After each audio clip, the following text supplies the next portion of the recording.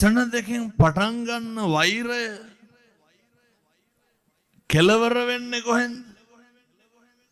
සමහරු කියනව නේද පින්නතුනි? ඔය කියන්නේ නැද්ද? තෝ කනවා කියලා කියන්නේ නැද්ද? අපූර්වට කියනවනේ තෝ කපනවා කියලා කියන්නේ නැද්ද? පින්නතුන් දන්නවද ඒක කොහොමද කෙලවර වෙන්නේ කියලා? දැක්කද අර පහුගිය දවස්වල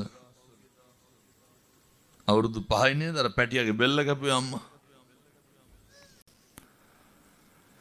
කපලත් නෙමෙයි තිබ්බේ. ඒ පිහින් කපන්න බෑ. මම දැන් තියලා කොටන්න දෙදුම් පාර. කොහොමද පින්නතුනි පොඩි එකාගේ බෙල්ල තියලා කපන්නේ?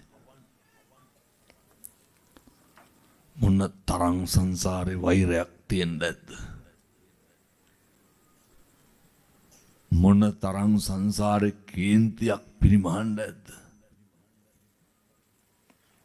පින්නතුනේ ශනික කෝපේද? නෑ.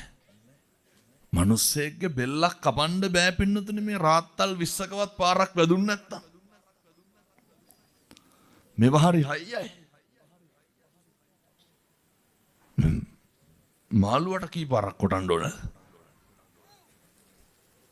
බෙල්ලට කොච්චර කොටන්න ඇද්ද තියලා. වෛරය මිනිස්සු කියනව නේද කටපත් අදිනව නේද මරාගෙන මැරෙනව තොපි කියලා කියනවනේ.